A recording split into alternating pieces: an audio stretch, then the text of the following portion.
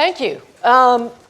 Obviously, this is a conversation that has engaged a lot of our audience. I want to leave plenty of time for you guys to ask additional questions about the subject that we've taken up today. But first, I just wanted to spend a few minutes talking with you all about elements. Dr. Ratner, I think I'd like to begin with you because there's sort of this relationship that your organization has to patients most directly that I think is important here. I mean, we're aware of insulin. We've certainly been aware of the headlines on insulin pricing in the course of the last year. And I wonder if you can talk about the value of the biosimilars to the future of really being able to help that healthcare cost and really serve patients, particularly in the diabetic community. Sure, Joie. Insulin is a particularly unique drug in that if you need it to survive, and you need it forever. And interrupting it becomes a problem, and the therapeutic window is actually very, very narrow. So a little bit too much, and you pass out. Not enough, you're susceptible to long-term complications. So we view insulin as a particularly unique therapeutic agent in that regard. Unlike the EpiPen where you need it periodically, here it's 4 to 5 times a day, every day. We don't have any experience yet with follow-on biologics or biosimilars in the diabetes arena yet. We're just on the brink. So we don't know what impact it's going to have. We're encouraged by the availability later this month of the first follow-on biologic insulin, and we don't yet know what impact it's going to have on cost. We've already seen that the follow-on biologic has displaced the reference molecule on a lot of formularies starting in January. So that process has already begun, but we still don't know what the out-of-pocket result is going to be. Do you have concerns? We're optimistic, but we think from what we've been told that at best it's going to be 20 to 40% decrease in costs, but we don't know that for a fact. Clearly, we're not going to be seeing with this first follow-on biologic the impact on cost that one sees with generics, where it's typically an 80% drop. With the oral agents in diabetes, we've seen metformin costs drop down to $40 a year. David, I want to turn to you on this because I think there's sort of a transition to the work that the three of you are involved in. And you have, of course, extensive experience in biopharm regulatory decisions through the FDA. Is there that caution that, I mean, we're always talking about that balance between timing, how much time it takes for the FDA to do things, and caution, particularly for those serving a practice like that. I mean, biosimilars in something as vital as insulin, as Doc was talking about. Can you talk about that balance and that concern? Well, it took a while to pass the BCPIA, and then it took a little while for companies to understand what the requirements were and how to demonstrate that their products were highly similar and that any differences didn't have a clinical effect. Any changes or differences between that and the reference molecule didn't have a clinical effect or a clinical implication. And then to develop the data set that would be necessary to satisfy the approval process, the clinical data set. So it takes some time. We're starting to see the fruits of that. The FDA has worked very diligently, in my mind, to have a process where companies can come in and have interaction and to be able to discuss what the requirements are, and if the industry and the companies and the FDA can work together to set forth those requirements, and then the companies have to generate that data, and then it takes a little time to review. I think that the FDA takes their job very seriously in this regard, and they are being cautious because they want to get it right. But it's when companies satisfy the requirements, FDA has approved these particular products. So I think they've done a nice job in setting up a process, working together with the industry, kind of setting out what the expectations are, and then the companies have worked together, like Sandoz, to meet the expectations of the agency, and then they culminate in approval. But it does take some time. It does take some time, and time that has happened differently in other parts of the world. I mean, I'm sure those agencies have deep care for people in their countries as well. Kim, can you talk to the concerns about how FDA has done things and what you've seen in other parts of the world? Sure. Amgen makes both innovative and biosimilar medicines of other companies' innovative medicines. And the enthusiasm when the Affordable Care Act and the BPCIA passed was just enormous, and there were lots of companies anticipating getting into this space. And what we've noticed is that that number has dramatically decreased, because what people have found is that it is not as simple and straightforward as companies and agencies had hoped. So as a manufacturer, what we know is that making innovative medicines is tough, but essentially reinventing, which is what making a biosimilar is, that's difficult too. And so, as you mentioned, the agency takes it seriously. Why are other countries, quote, ahead of where Amgen is, or where FDA is? Actually, that has a lot to do with the intellectual property arrangement. The US had a different structure than the rest of the world, and so products came off of patent later. Now, all that is sort of old history, and everything will catch up in short order. But it isn't that FDA is slower or more deliberative. They're appropriately deliberative. And as with the European Medicines Agency, they're very thoughtful, and everyone really takes this to heart, keeping in mind biotech medicines treat very sick people. These are complex medicines, and no one wants this to go awry. If it does, that's really going to set back the approach of making copies, potentially a decade. So, we appreciate the thoughtfulness. And you've seen in other parts of the world. I mean, you talk about the Thailand example. Mm-hmm. Exactly. A rush. It's exactly what I can was be going to raise. problematic. Exactly. So Thailand has 30 versions of a product Amgen makes. We don't happen to market in that region, and there are serious adverse events that are affecting the people of Thailand, and they don't know why or which products. Now, the FDA certainly uses a very different approach, et cetera, but the point is that these are complex medicines that can affect patients if it isn't done right, and so it's important that it is done right. Mm-hmm. Right. Doctor, we'll turn to you on the science part of that question. Too, really, I mean, that is the thing, and the thing that the layman perhaps doesn't quite grasp. And I think we can all understand now the association between generics and the small molecule drugs. But the creation of biosimilars to biologic is a geometric progression of difficulty different, right? Yeah, it is. It's what you start with is you have to understand the product that you're going to copy, what we call the reference product. That means you have to analyze it, you have to get multiple lots, you have to clearly understand the variability, because the variability of the reference product is going to tell you what type of variability you have to have in your own product. Because as the senator said earlier, every biologic has some inherent variability. It's natural, it happens. We have variability in our own bodies of the same product. Once you understand that, you have to then design the product to meet that goal. Now, this is an area where science has really dramatically improved in the last 30 years, even less sometimes, where you can actually get targeted development. And quite honestly, you make a product, you analyze it, doesn't meet the range that you've determined, and if it doesn't, you go back and do it so it does properly. The FDA has said very clearly, and at Sandoz, I think most industry agrees, at least in the US and in Europe, that you have to have the same product. It has to be what's called highly similar, or as in Europe they call it essentially the same. Similar terms, so pardon the pun.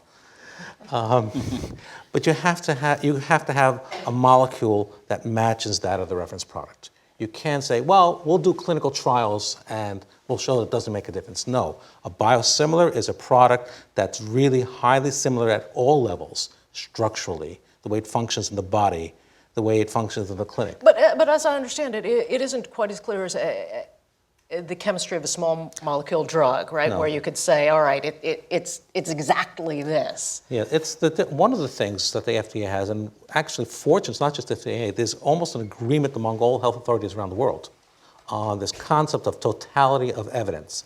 It's no single parameter that makes it the copy. In a generic drug, you can know what it is. It's small chemistry. You can do it. You can design it. That's easy.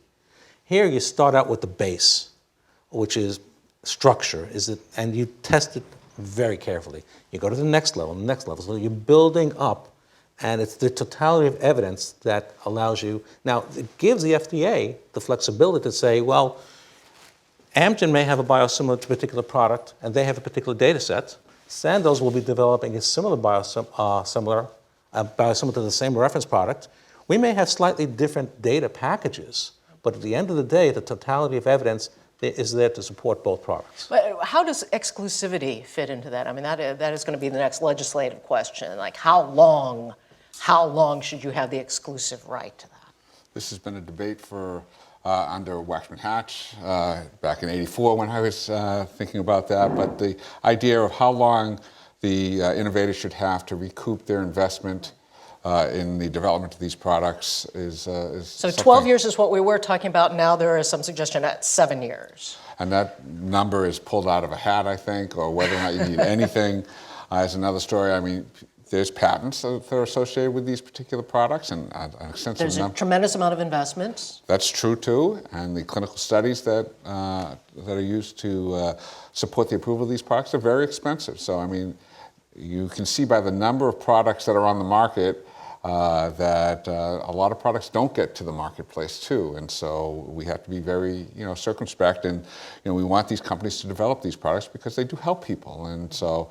I mean, we're talking about stuff that saves lives, that people desperately need. Kim, can you speak to that from the industry's perspective? After all, Amgen is unusual in the sense that you do both the biologics and now biosimilars as well. It's a little bit of hedging the business bet, right? Novartis does that as well. Oh, okay. Yeah, well, Novartis as your parent. Yeah. Yes. Right. Sure. So the patent portfolio or the patent term is an established term, and that is essentially, here's the invention and you can't copy it. But the idea of exclusivity, essentially the data that was used to prove that this product is safe and effective, that's what's protected in the exclusivity period. And really the question is that, and it runs, generally speaking, it runs parallel in time to the patent term. So it's not duplicative, and it doesn't extend the term. For some complicated reasons, patents don't necessarily fully protect biotech medicines and the way they do chemical drugs. Chemical drug, it's a straight up, you look at the structure and you say, okay, you are identical. Biotech medicines, it's a little bit different, so patents are harder to use. But so the Congress said, you know what, data exclusivity is sort of the corollary to that. And the 12 years is essentially what the effective patent term is for most innovative medicines. We ran the numbers, looked at what it was, and it actually came out a little bit higher than that. Congress settled on 12. We think that's a fair place. It gives the innovator a chance to recoup the investment of the innovative studies, but it also, quite frankly, gives the biosimilar company an opportunity to learn about the medicine and to get it going. I can't stress enough how not simple creating a biosimilar is and how much investment and effort. The contrast, generic drug, a few $1 million, 2, 3, 4, 5. Mm-hmm. When you're looking at a biosimilar, it's $200 million easily. That's an example of how hard it is to do this. So the idea that the data exclusivity period is too long is sort of But if the data exclusivity period was shorter, I mean, wouldn't it allow for the biosimilar manufacturers to understand, even if they can't start selling today, even if they're still 7 years out from that, right? If they had access, wouldn't that actually produce a better opportunity? I'm not holding you responsible for the whole biosimilar industry. Sure.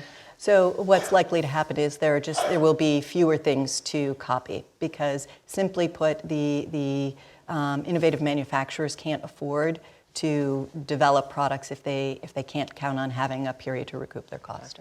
Joey, I completely understand the industry perspective on exclusivity and protection, and yet in diabetes, most of our insulins are off patent. They've already gone through their patent protection period. And with the exception of those that just came out in the last 3 years, we've got most of them that have already passed that period of time. And yet we still haven't seen the movement towards large-scale biosimilar development. Why is that? Cost. So if that exclusivity period was shorter, do you think that you would have more? Even at the 17-year protection, we haven't seen it. So I think there's something else that's holding up the development and pushing forward in this area. And the absence of those options is, as the patents expire, I mean, that's where we've seen the increase in prices. Exactly right. So a New England Journal article a couple of years ago from a group at Johns Hopkins simply asked the question, why are there no generic insulins after 80 years? And why is that? It's a good question. Before BCPIA came out, I went to FDA on behalf of a client to try to come up with an innovative strategy to come up with a recombinant product to go through the approval process, and I tried to do it through what is known as a 505(b)(2) situation, either through the new drug side or the biologic side, and they wouldn't even entertain that, where some of the studies that were required to support safety or efficacy were not conducted by or sponsored by the applicant, of which the applicant hasn't obtained a right of reference.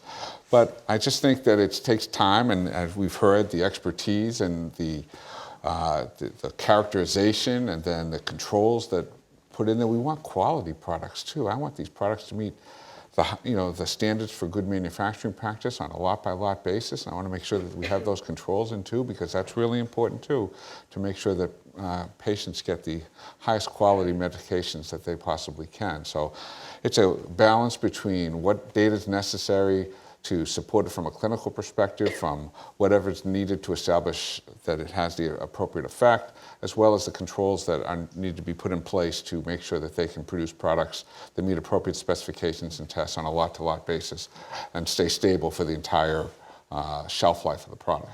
We've talked about this a little bit, the options, the pathways to approval and how challenging that is. I mean, where does that fit in to the development of these biosimilars? Well, if the FDA, well, one of the reasons I think you can say that Europe was ahead of the US, so to speak, was that they developed their pathway and their legislation in 2005. So it was clear to manufacturers of biosimilar products what it is that needed to be done. The US, the law was written in 2009, it was passed in 2010, so that clarity didn't come till later.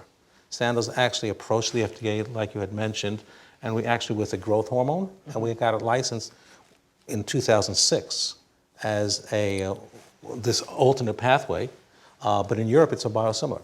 So getting the clarity on the pathway helps. Now I think we have to give a good shout out to the FDA here. The FDA has done a good job on releasing many very important guidances. Clinical pharmacology, scientific considerations, and others. These are already issued, they're final. So this has gone a long way to giving us clarity. Now there are still some outstanding guidances. There are 2 that are in draft stage and 2 that haven't been issued yet. Getting clarity on the guidances on what the pathway is moving forward would help quite a bit. We spoke about interchangeability. I don't want to belabor that point, but I think it would be very helpful when that guidance comes out to clarify, as Zach Brennan of Regulatory Focus mentioned before, that interchangeability is a requirement for additional data. It's not a higher quality standard. FDA standards are safe, pure, potent. You can't have a product that's more safe, more pure, more potent. There's a single standard.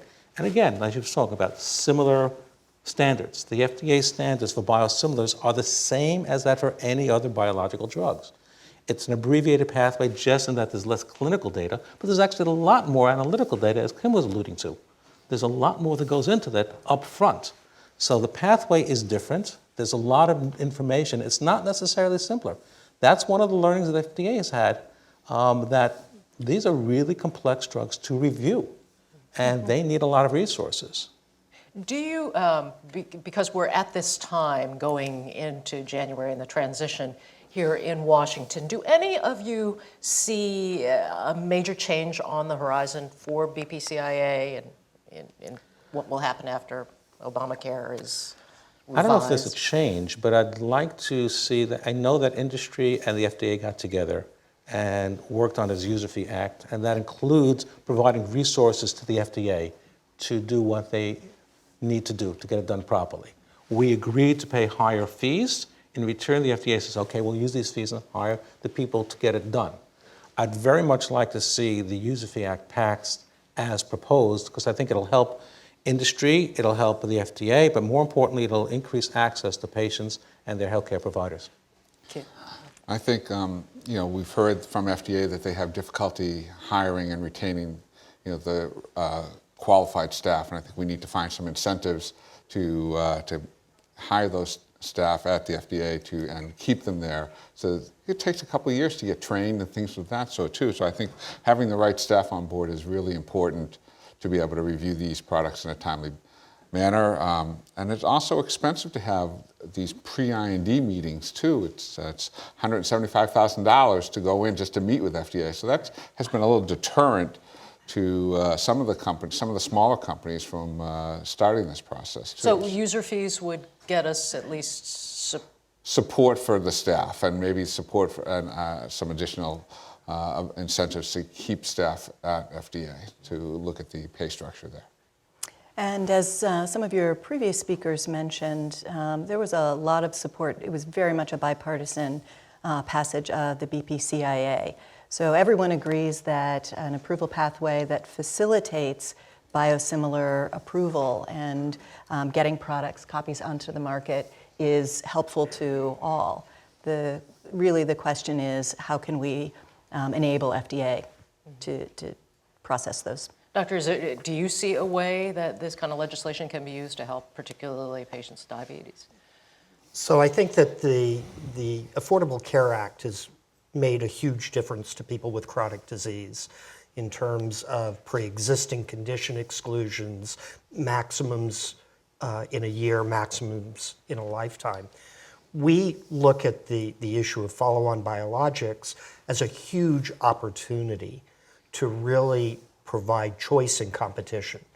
The question I think that needs to be faced legislatively next year is, do we really have that competition? Where is it that the pricing really changes?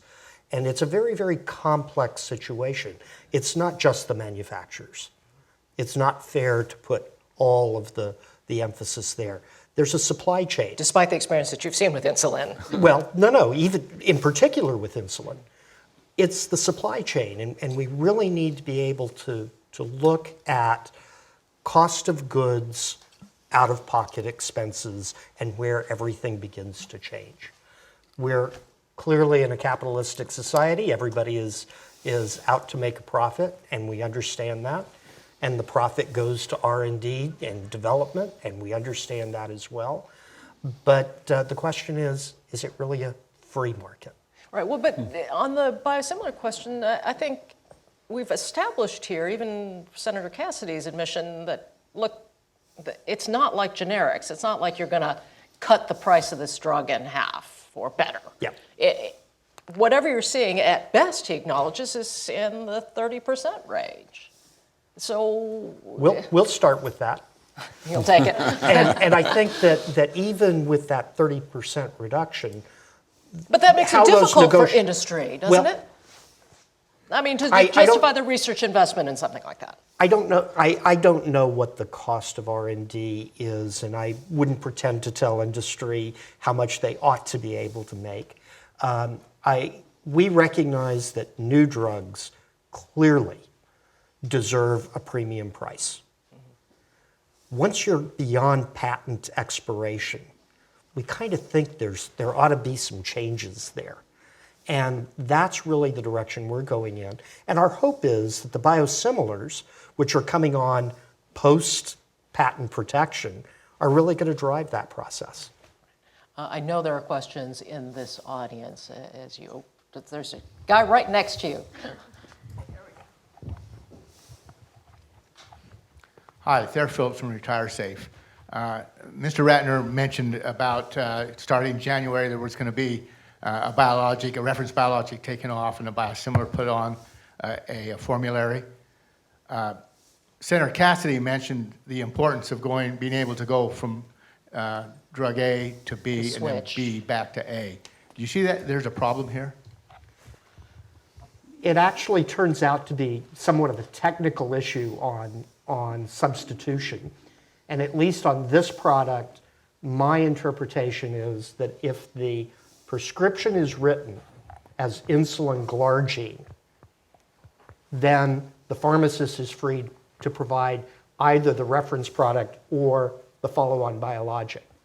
If the prescription is written as the branded reference product, it can't be substituted. So that's going to have a huge impact. But it goes to the senator's comment about the brain, the heart, and the pocketbook. And if the copay on the follow-on biologic is $5 a month, and the copay on the reference product is $250 a month, that's what's really going to drive it.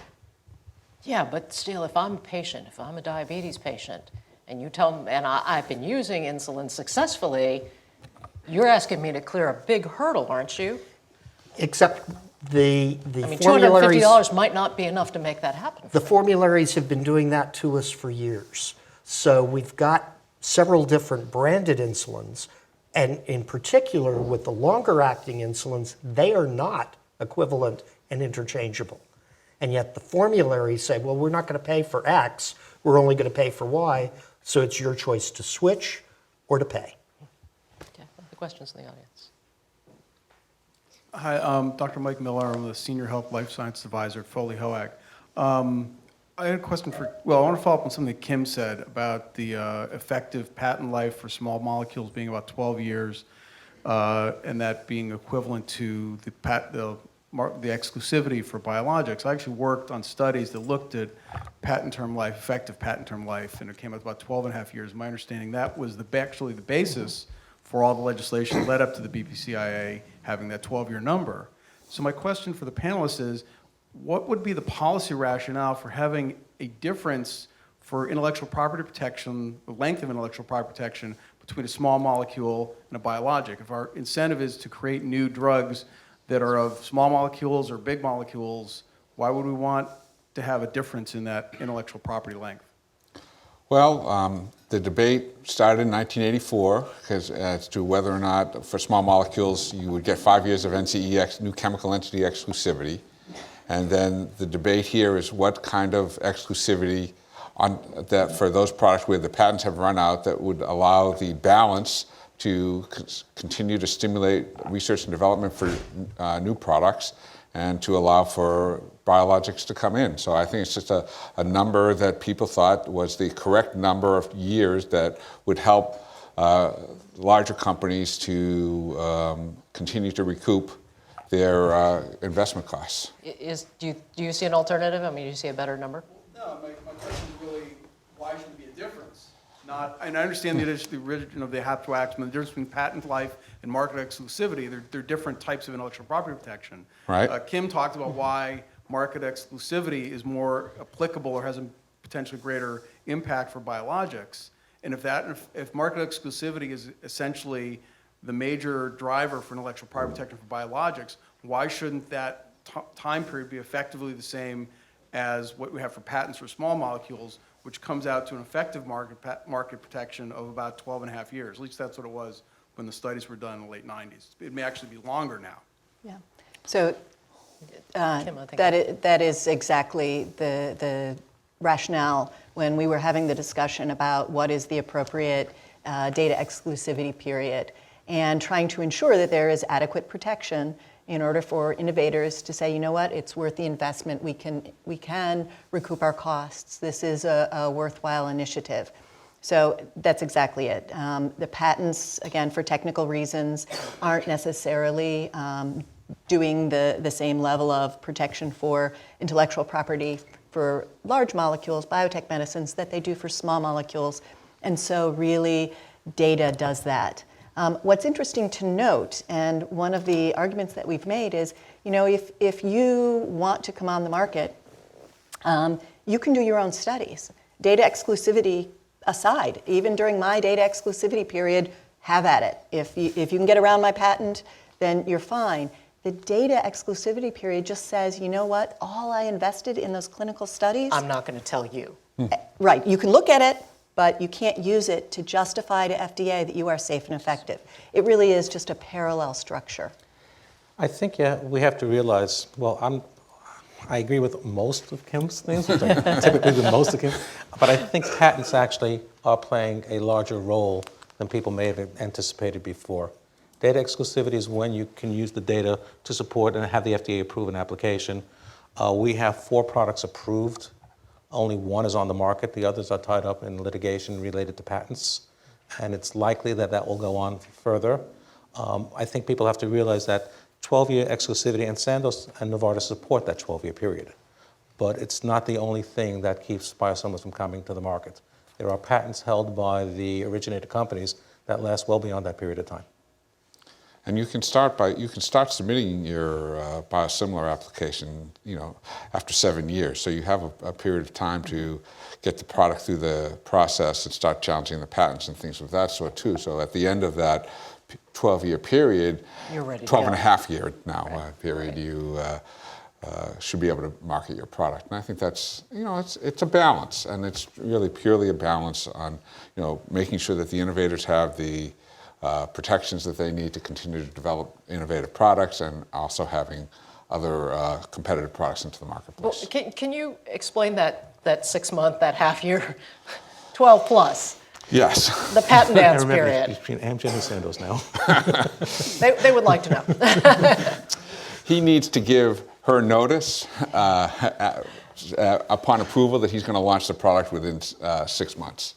He's got to give them 6 months notice before they can commercialize the product. And so the question was, when do you give that notice? And do you really need to have that notice? And that has been challenged in court. And right now you have to give that notice. And so you can only give the notice once the product is approved. So it adds up to 12 and a half years. So an extra 6 months. You are talking now, you refer earlier to picking numbers out of the air, that extra 6 months, when you knew for 12 years that you were heading down this road, right? Well, it's just another, situation. I'm asking you to answer for the courts. I can't answer for that. All I can say is that there was the Congress put in a notice provision, and it could have been at 11 and a half years, so it started at 12. There's also, the pediatric exclusivity types of things that go on, but it's just to give the innovators notice that this is going to happen too, and also to kind of make sure that the formularies and everybody knows that there's another product that's going to come into the marketplace, and it takes time to adjust and go from there too. I think they're probably aware of each other. Other questions? You're lucky we're closer. Donnie Yesner, I'm with Morgan Lewis. And my question really had to do with reimbursement policies, because I think that the patient pocketbook issue only really addresses certain aspects, particularly for pharmacy benefit covered drugs, and not drugs that are, and biologics that are covered by medical benefits. Biologics represent a large percentage of physician administered products, and they are paid for differently. It's a different system. We refer to it often as the buy and bill system. And so PBMs and formularies don't have much impact there. Right now there are perverse disincentives in the system for that discourage, I think, competition in biosimilars. For example, HHS's policy of lumping all biosimilars into the same billing code, where the reference biologic being in its own, but all biosimilars that refer to the same reference biologic in the same billing code, with the average price being the payment for the physicians for all of those. That is a disincentive for an additional manufacturer to develop and come into the market. Is that what's happening with the insulin? No, that's not pertinent to the insulin at all. There are issues like that with our federal programs and our reimbursement policies that really need, in my view, need to be addressed, because I don't really hear much discussion about the impact on development of our reimbursement policies. I'm not sure which of you can speak to that. I'm probably the least knowledgeable on the topic here, but I think you're right. It is something that's going to happen in the future when you have multiple biosimilars to the same reference product. So that's a situation you don't have right now, and it will be a disincentive. I think industry supports having separate billing codes for each one. We thought that's what the BPCA and Congress and Social Security had said, but that's not the way it's being interpreted at present. I'll echo what Hillel said, which is that separate codes for each biologic is what we understood the law to say. But to your point, shared coding actually does discourage the entry of new biosimilars. And so if we want there to be a robust competition among biosimilars, lumping them all into the same code actually will have a crushing effect. So it is counterintuitive, and we're surprised that it has taken this turn.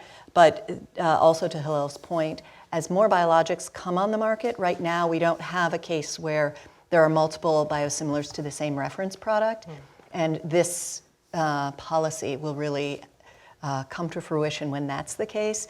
And so we're hoping that there's an opportunity for policymakers to rethink that.